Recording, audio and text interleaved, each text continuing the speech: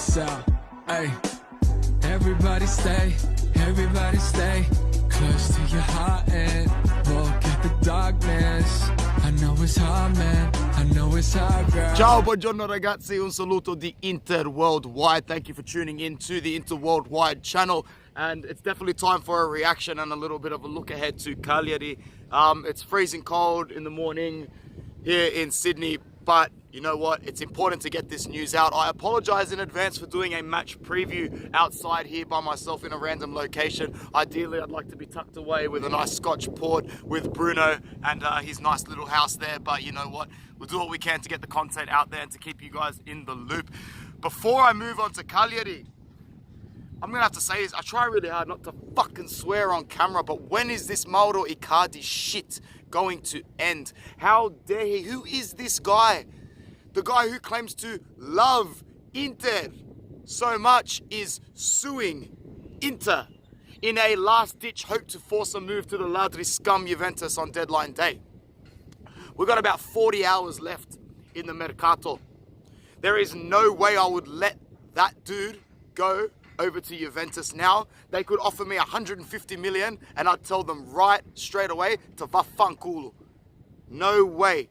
No way. The immaturity from this guy and Wanda Nara, it's gone far enough. Grande Beppe Marotta, grande Steven Zhang for staying to their word, because at the end of the day we have shown now that financially we don't necessarily need Mauro Icardi's money. We have shown that on the pitch we are not necessarily limited for options in that position. And you know what? We have forced his hand and Wanda's hand quite well. Look at how immature they look. Look at the shitstorm that they've created and the mess they've been left in.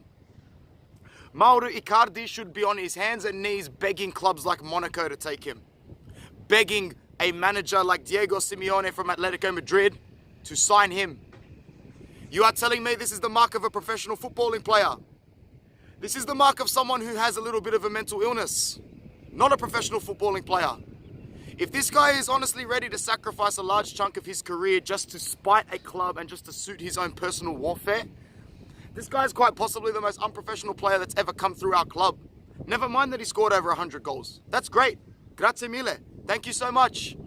But it doesn't excuse your behavior. And it definitely doesn't excuse your wife's behavior. What a pain in the ass. Imagine living with that every single day. It'd be an early end to my life, that's for sure. So whatever happens now, apparently Mauro Icardi is going to sue Inter for $1.5 million in damages and demand that he gets reintegrated into the starting side. Bad idea, champ. Bad move. You're talking to Beppe Marotta now. This guy's a shark.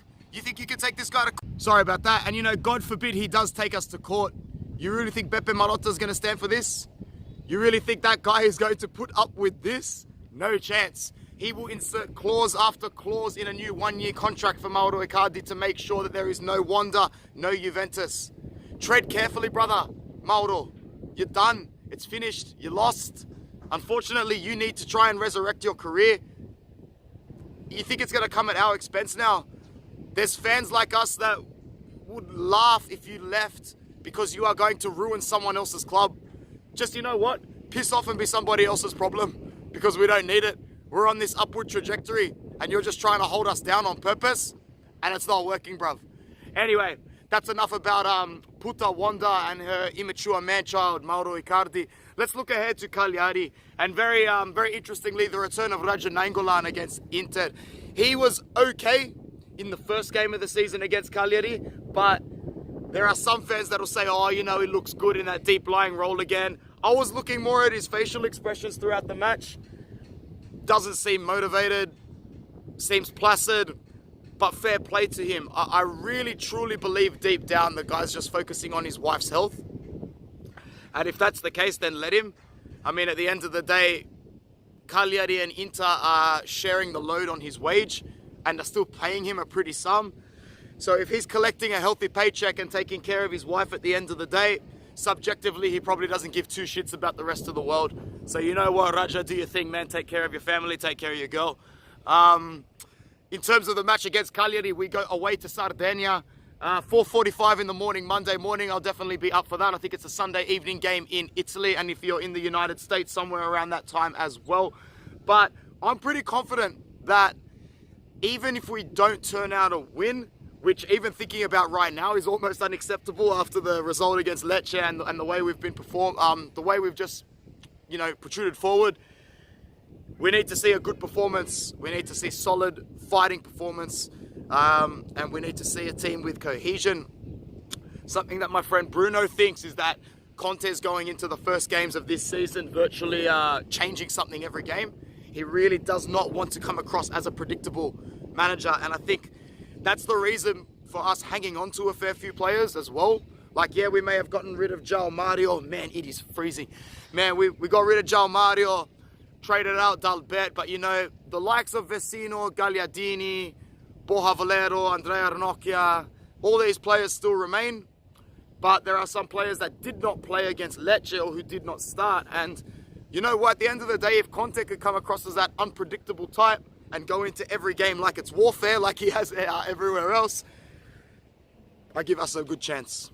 I give us a good chance against Cagliari this weekend, and I think that we can get 3 points. My prediction,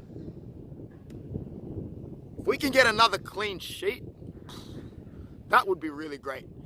I think De Vrij comes back, and I think we win 2-0. 2-0 again. I think Lukaku definitely grabs another goal, possibly with his head, maybe even from a set piece. And another goal is going to come from midfield. Maybe Sensiesta, Xavi Sensi, whatever you want to call him. I think he can maybe grab one. Or you know what? It is of my opinion that Nicola Barella starts this game. Nicola Barella came on for 20 minutes against Lecce. And after discussing it with a few of the boys, this just screams Conte. Screams Conte. Walking up to him going, Nicola, you don't start Lecce because I'm going to release you like an atomic bomb against your former club Cagliari. So I hope that is the case because y'all know me, I'm a huge Nicola Barella fan. I can't even hide my excitement at the fact that this guy is on our team, and I think he is going to explode. In terms of how we line up, Handanovic at the back three of Skriniar, De Vrij and Danilo. Starting to become a sort of a goat in my eyes as well, D'Ambrosio. In the 5-man midfield on the left-hand side, we'll probably start with Asamoah again. I mean, it's a 7-day lapse between Lecce and Cagliari. We've spoken about this a lot. Will Asamoah be fit enough to go 38 games? Maybe, maybe not, probably not, but he'll be fit enough to do Cagliari, that's for sure. 3-man midfield is going to be Brozovic as the furthest left of the 3 men. Sensi in the middle. Barella as the right. Maybe that'll switch up a bit, but you're looking at Brozo, Sensi, Barella. And then I'd like to think Lazzaro is starting to get to fitness, but there's no way Candreva's being benched after his amazing performance last week against Lecce. So you best believe Antonio Candreva is stepping into the starting lineup once again. And up top, Romelu Lukaku and Lautaro Martinez. Hopefully the boys gel together and do well. I think, actually, if I was to hope one of our forwards get a goal, I'd hope Lautaro gets it, just for confidence purposes. But I'm pretty confident going into this game, and we'll see what happens afterwards. In terms of a quick recap of what's going on in the Mercato for the last couple of days, is Politano leaving? Probably not.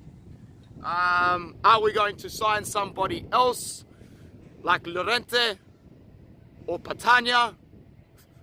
Or even worse, Matri? Probably not. And is the Dybala Icardi swap, does that still have a little bit of hang time? Probably not. But the trend of this Mercato is Pepe Marotta keeps quiet. A few days go by. We think it's dried up like the Sahara Desert. And then, boom, something else will happen. So I'm hanging on until the very last second of deadline day, ragazzi. Thank you very much for tuning in to Inter Worldwide. If you can, please like, subscribe and share. It honestly helps us out a lot. We're trying really, really hard to bring you that content all over the world, any time of the day. Forza Inter. I'll see you after Cagliari, hopefully with a big smile on my face. Ciao ragazzi, happy weekend.